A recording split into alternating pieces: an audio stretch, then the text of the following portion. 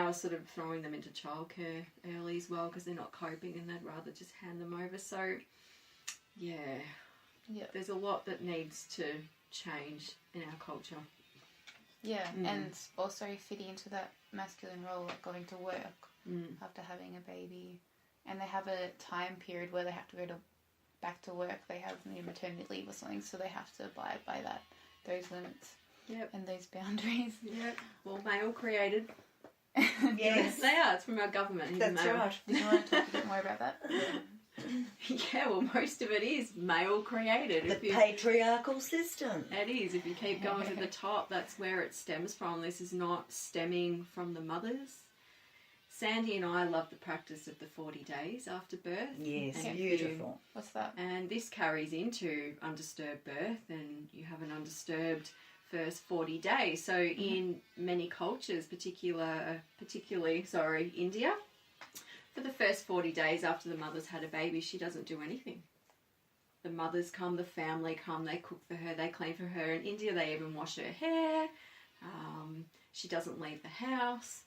And I spoke to a woman at a homeschool group once, and she's Indian. She had 2 children, and she was just...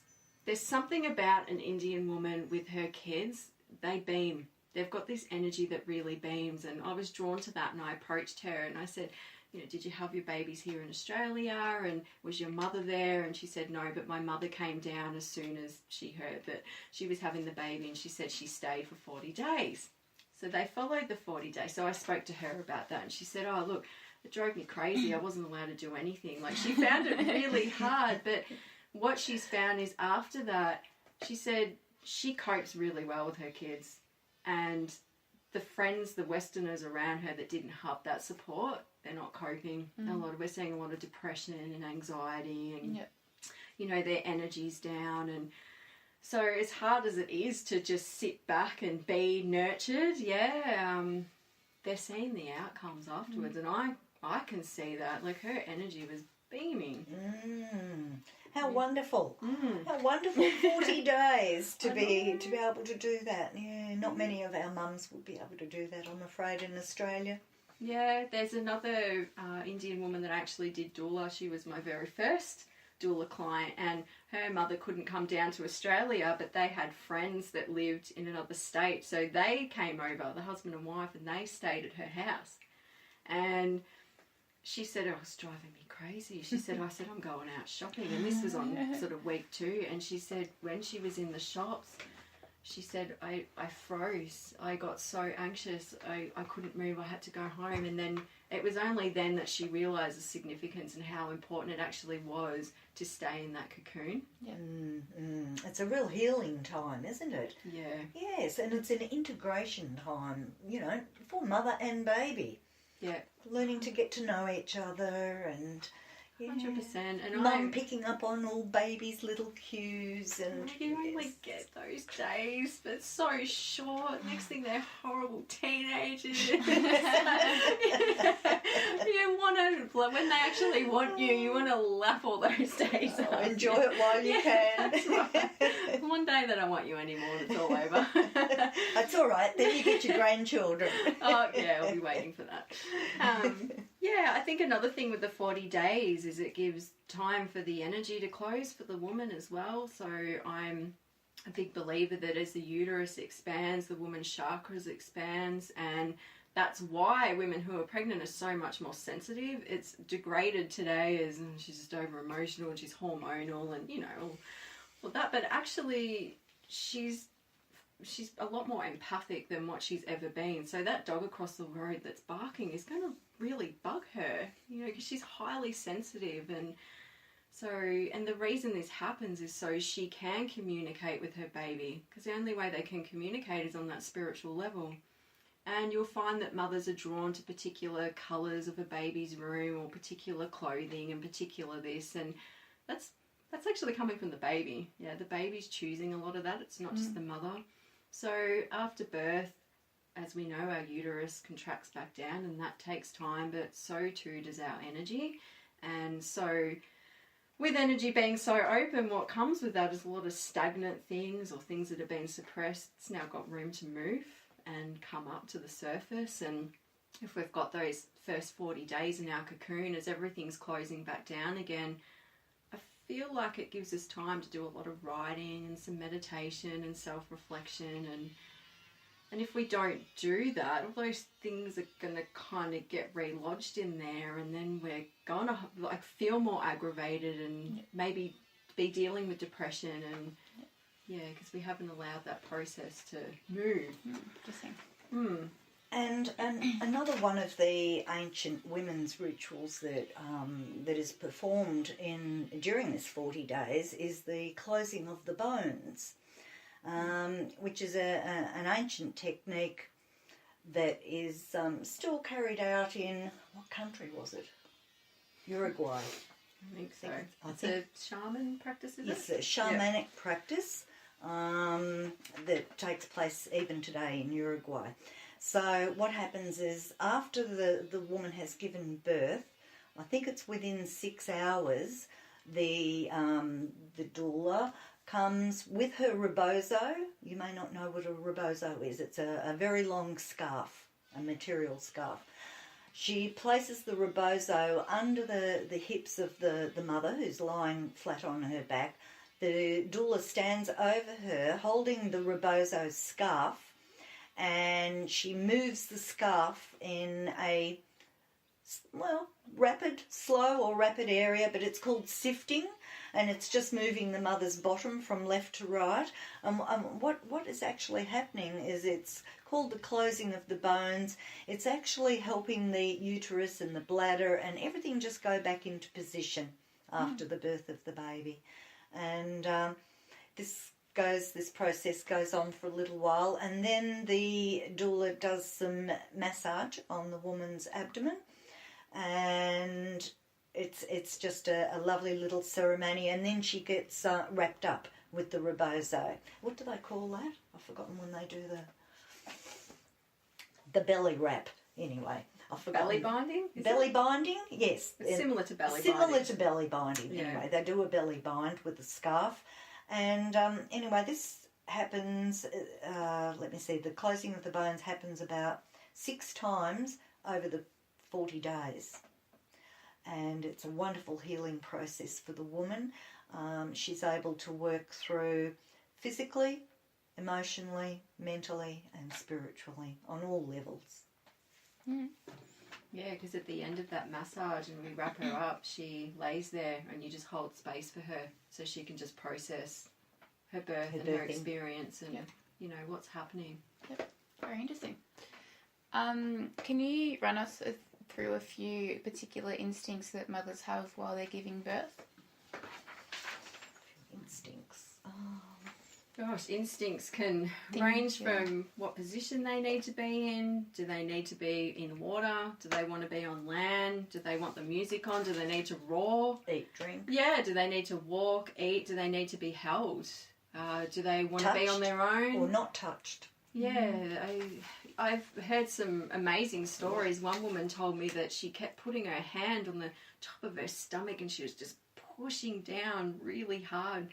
And she's saying to her doula, put your hand there and push. And the doula's like, okay, of course you want to be gentle. And she's like, no. And then she just felt this pop in her baby birth. So her instinct told her, my baby's not in the right position. And, if you just place your hand here and do this, he'll just pop into position and come out. Amazing. Yeah. Very powerful. And you talked a little bit before, you mentioned free birth. So can you tell us exactly what free birth is, and is that different to home birthing? Yeah, look, a free birth is non-medical. The woman will not have a midwife present.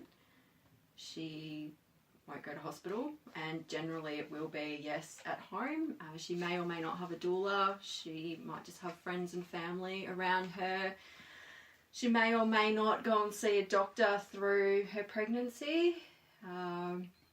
I've personally experienced a free birth for myself, and part of that is what led me to this journey also, because well, I've had 4 babies now, and I questioned a lot of things, and I wasn't getting my questions answered when I went to my midwife's appointment. It's just, well, you just have to, and we just need to, and so what if it hasn't happened with the other 2? It might with this one, and I just wasn't satisfied with that. And I'm quite a spiritual person, and I meditate a lot, and I'm always following my intuition. And it started off as a bit of a joke for me. I said, oh, well, I'm not going to see those doctors. They don't, if I'm going to know something's wrong with my body, because I do anyway. I don't go to a doctor in case I get a sore throat. I know if I've got one, and even then I probably wouldn't go see a doctor, probably something else. But so it was a little bit of a joke, and I said, oh, well, if I don't get any of those tests done, they probably won't let me at the hospital. I'll just have the baby at home.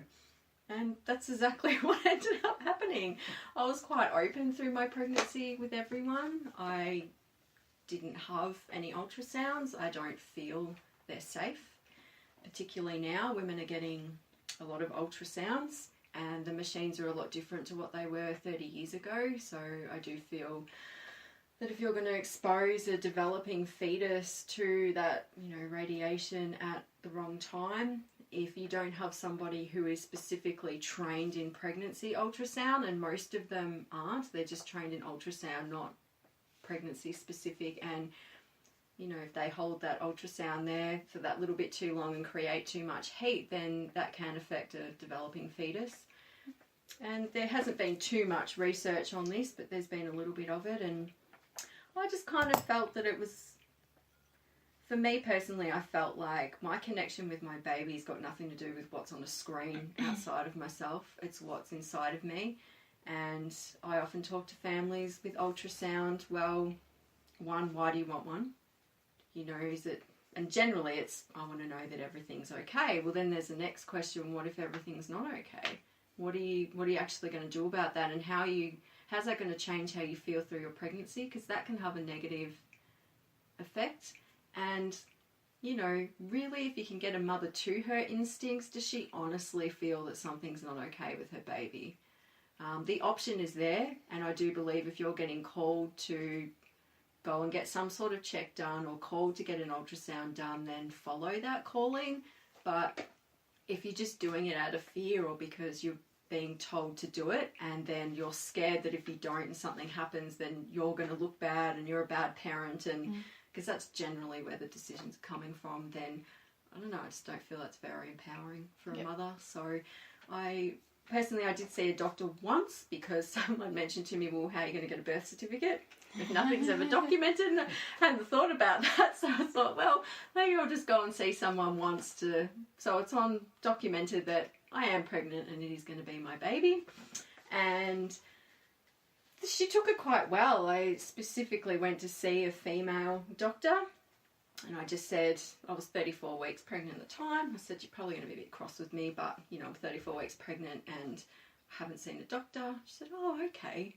Can I just check your weight? And I let her do, she weighed me, she took my height, she tried to talk me into getting blood tests done, and she gave me the sheet of paper to go and get it done, and I asked to be booked into a hospital, so she sent that off. So all the information was there on the system, but I never followed through with any of it.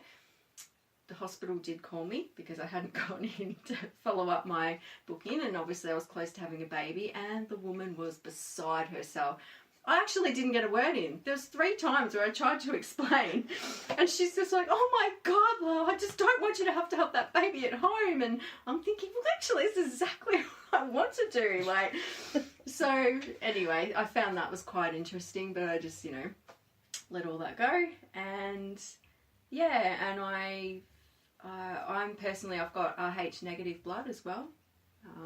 Don't know if anyone is aware of that, but if you've got Rh negative blood, they like to give you anti-D. Yeah, anti-D injections, and they like to do that through the pregnancy now as well, which is quite a new thing. And so I haven't ever had it through my pregnancies, but I wasn't silly. If I did start to bleed halfway through a pregnancy, obviously the blood could have crossed over because maybe some of the placenta started to come away from the wall, etc. And I reckon I would have gone and got an anti-D injection. I don't see why I wouldn't have. But if I didn't have any signs, then So I didn't get that done. My baby was fine. And I read a lot of stories on the internet too that other women had made the same choice and they were okay as well. But again, I think follow